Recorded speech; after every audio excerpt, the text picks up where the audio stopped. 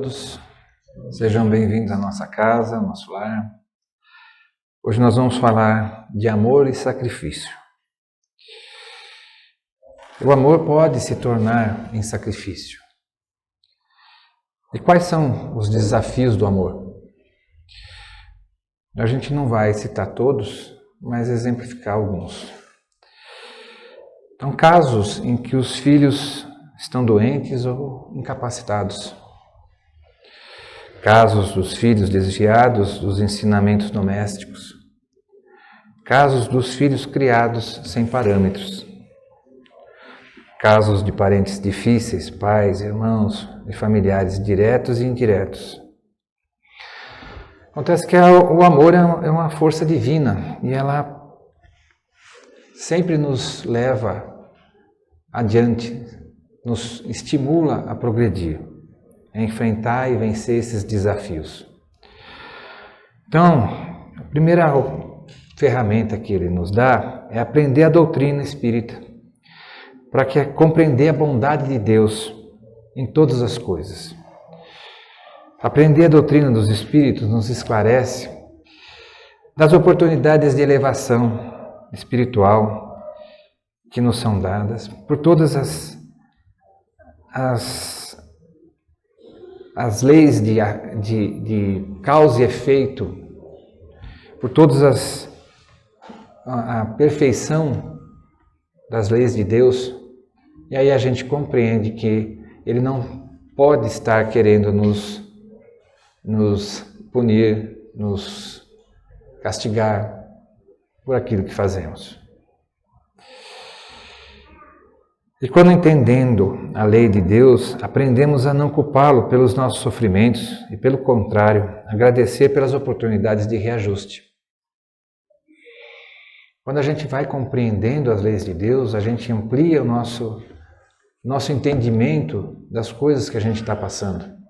A doutrina espírita faz isso com a gente. Os cursos que a gente dá na casa, que a nossa casa fornece, permite que a gente compreenda o sofrimento de uma maneira diferente. Não mais em desespero, mas em esperança de que aquilo seja transitório e que aquilo vá passar deste momento para uma transformação naquela pessoa e que ela retorne melhor. A segunda ferramenta é exercer a dedicação, paciência, tolerância e doação permanentes. Tudo que nos é confiado durante a nossa encarnação, nós temos um compromisso de nos relacionarmos com filhos, parentes, colegas de trabalho, sociedade, família direta e indireta, e nós temos que ter muita paciência, muita tolerância, muita compreensão, para que a gente não estrague essa oportunidade.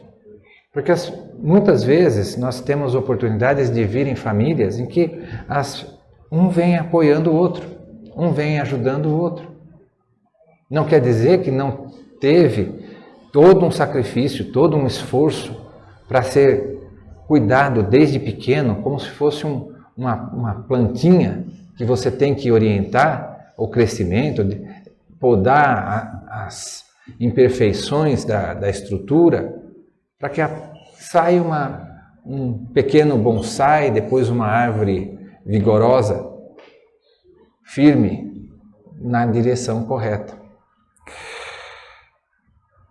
Então, quando a gente faz as nossas preces, a gente pede sempre assim, que a gente quer vivenciar o Evangelho de Jesus, né? Que a gente quer. Mas como é que a gente faz isso?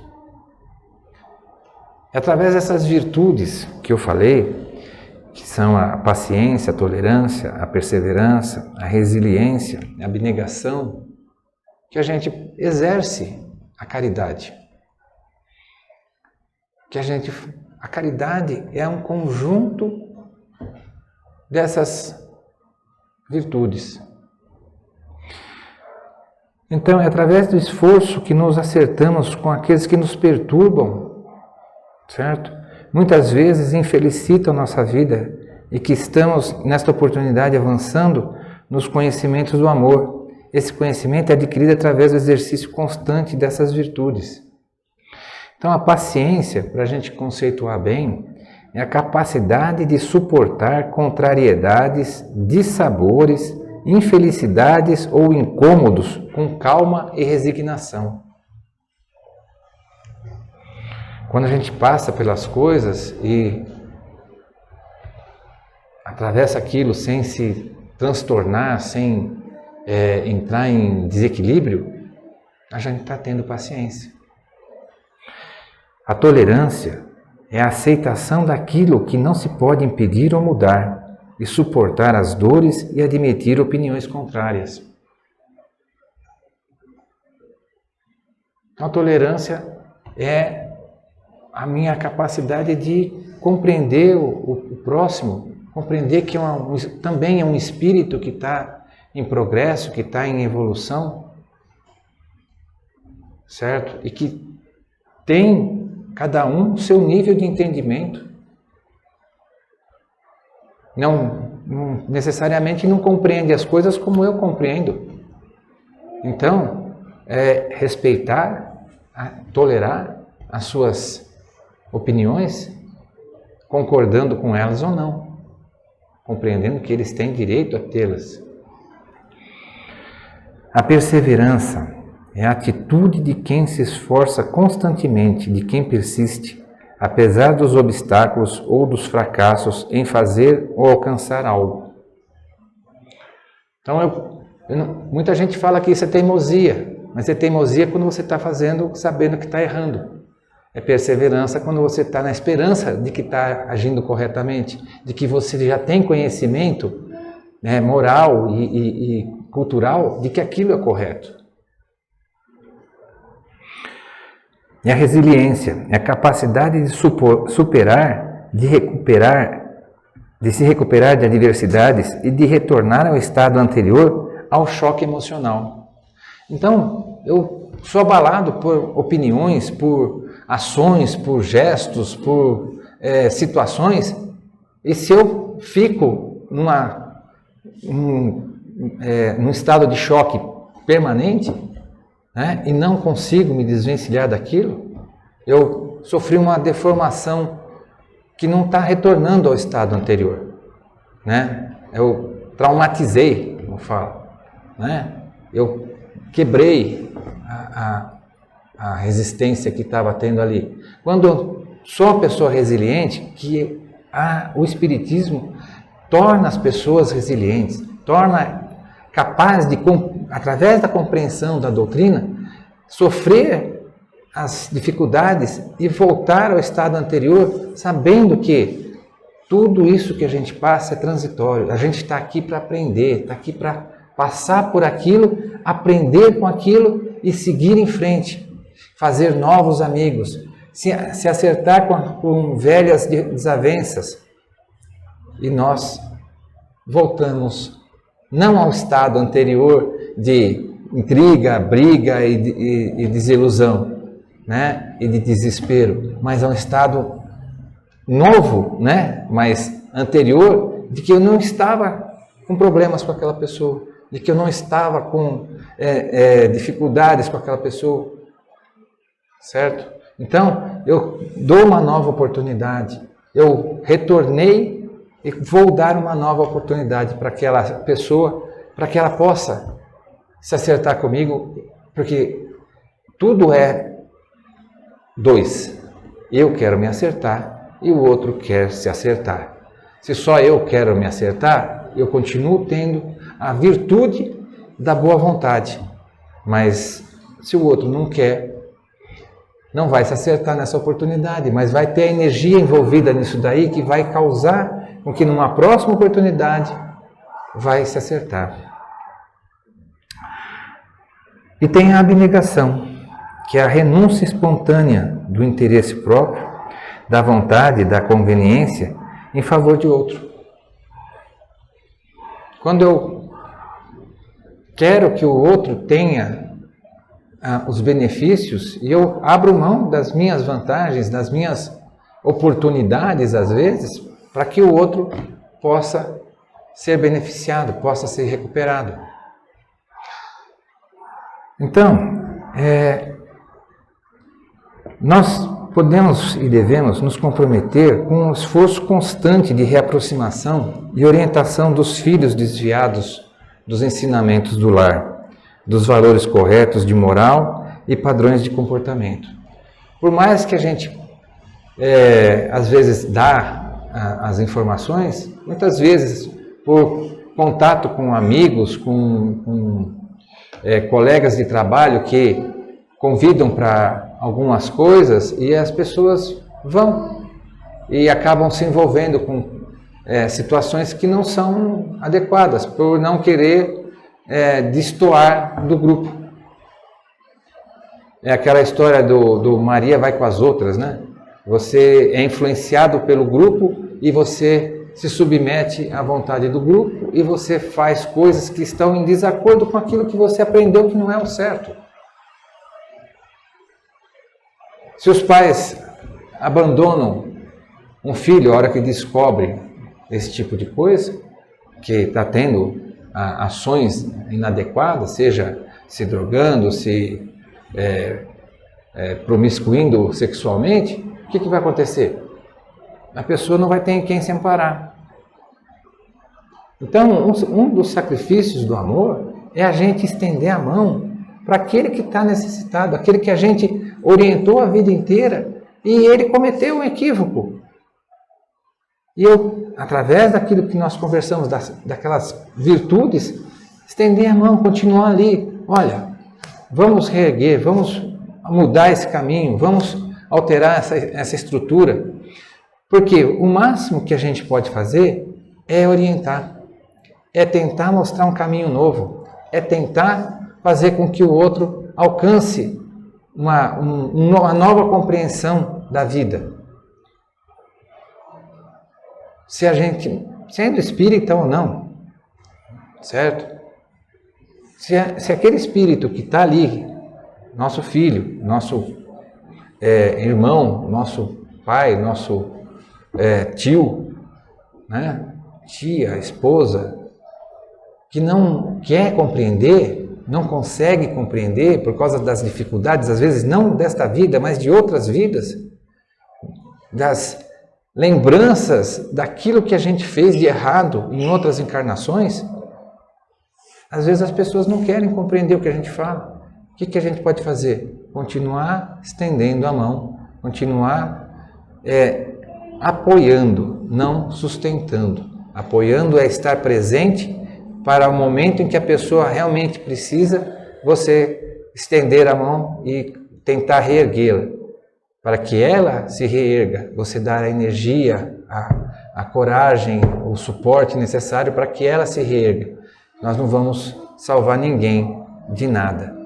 Quem salva a cada um é Ele mesmo. Jesus não curava as pessoas e dizia assim, vai que eu te curei. Ele falava, vai que a tua fé te curou. Certo? Por quê? Ele era um instrumento daquilo, mas se a pessoa que estava ali não tivesse captando, recebendo aquela energia, ele não seria curado, ele não seria alterado. Ele tinha já dentro dele o germe da mudança, e aí, sintonizando com aquilo que Jesus estava proporcionando para ele, ele mudava. Quando ele curou o leproso, né? Ele falou, vai, se apresenta ao juiz e não comentes nada com ninguém. Paga o que tem que pagar e não comentes nada com ninguém. Sabe, assim, não é para ficar alardeando, não. Faça o que é necessário, o que é da lei, o que é o justo, mas faça as coisas de maneira silenciosa, desinteressada. E nós temos, então, aqueles que se preocupam com a família, que se preocupam com esses sacrifícios que têm que ser feitos, às vezes, para se recompor um ambiente doméstico, são a vigilância constante, certo? não no que o outro está fazendo, em si mesmo, para que sirva de exemplo correto do que deve ser feito, do como agir, como responder, como tolerar. O outro, a gente, se tiver uma abertura, você pode comunicar a ele, ó, você está errando aqui. Mas não com a intenção de humilhá-lo, com a intenção de execrá-lo, de dizer assim, eu dei tudo para você e você hoje me trata desse jeito, você está sendo uma pessoa que não corresponde às minhas expectativas. Não é isso que nós temos que fazer. Nós temos que tornar aquela pessoa capacitada para que ela possa seguir em frente. Isso é amor, isso é abnegação, isso é dedicação, isso é estar o tempo inteiro cercando a pessoa com carinho, às vezes com palavras firmes, dizendo a verdade. Não é a diferença é bem tênue entre ser verdadeiro e ser rude. Não podemos ser rudes. Nós temos que transmitir a verdade com justiça, com verdade, né, com realeza, né, com realidade, sem ser rude, sem ofender o outro, sem humilhar o outro. Fazer com que desperte nele a consciência do que está sendo necessário mudar. Isso não é uma coisa gostosa, isso não é uma coisa maravilhosa, mas é maravilhoso do ponto de vista da nossa encarnação. Nós temos a oportunidade de acertarmos com aqueles espíritos encarnados e desencarnados. Sabe? Eu queria trazer para vocês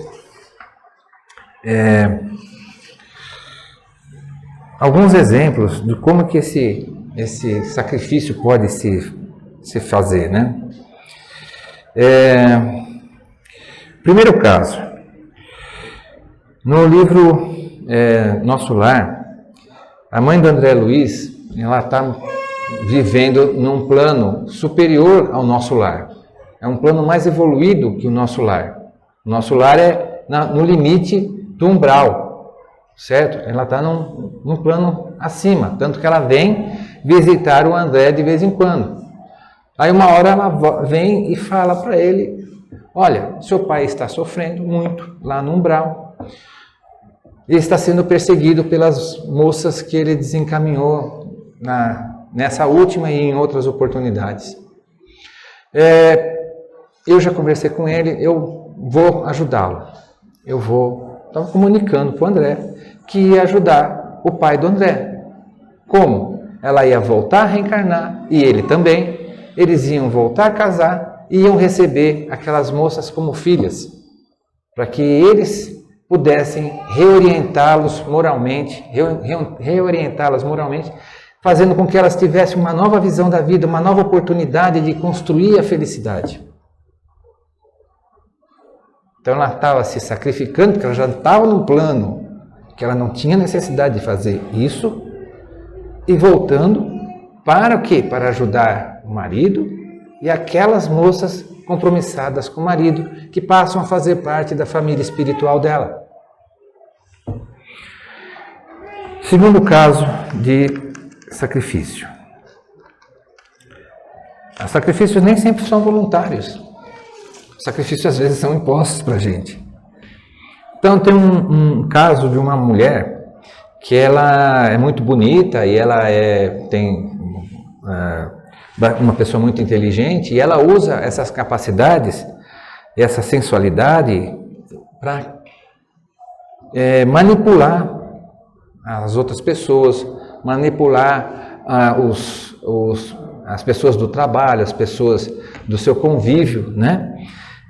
De maneira que ela obtenha uma carreira melhor. Que o que interessa para ela é a parte material. Só que ela é atormentada constantemente por espíritos que a conduzem para situações de desregramento sexual há séculos. E Então, eles exercem essa influência pela afinidade de vibrações que eles desenvolveram durante muito tempo com ela. Durante um tempo que ela aceitava esse tipo de coisa como uma coisa normal, interessante, e eles iam drenando a energia dela e ela ia tentando se abastecer dessa energia sexual nos encontros e cada vez tendo menos interesse e prazer. Só que o plano espiritual, ele não é inativo, ele não fica lá aguardando, que nem às vezes a gente vê o Supernatural, né, que o mal sempre é ativo e o bem ele é passivo, ele fica só olhando, não pode fazer nada. O plano espiritual bom, superior, ele é ativo. Aí pegou esses dois que estavam perseguindo essa moça e aproveitou uma oportunidade que ela teve no encontro menos preparado lá e fez com que ela engravidasse dos dois. Fez uma encarnação compulsória. Não pediu se queria, se sabia, se podia. Vem. E não perguntou para ela também se ela queria. Ela tinha a oportunidade de não querer. Fazer o quê? Fazer um aborto, cometer um outro crime, certo? Só que ocorre algumas coisas na vida dela em que ela acaba sendo orientada, sendo esclarecida de que era uma oportunidade dela se reajustar com esses espíritos. E aí eles vêm e ela se dedica a partir daí, por decisão dela. Então ela se propôs ao sacrifício para poder se acertar com eles e se libertar do jugo deles, a ser a mãe carinhosa que iria orientá-los adequadamente. E um terceiro caso é assim de uma pessoa que é uma pessoa bonita, forte, do interior, né? E que de repente ele começa a ficar arredio, ficar mais recluso, né? Começa se trancando no quarto e aí só abre para pegar algum alimento, alguma bebida e cada vez mais fechado e não se comunicando mais com a família, não conversando mais com ninguém, só trancado ali. Aí os familiares pedem o amparo de alguns conhecidos que têm conhecimento da doutrina e é levado a uma casa espírita que faz uma pesquisa espiritual e vem aquela entidade conversar com o orientador do trabalho mediúnico. E todo obsessor diz que ele está fazendo justiça, porque na verdade ele é a vítima. Quem está sofrendo hoje é o criminoso, ele está sendo só punido pelo que ele fez.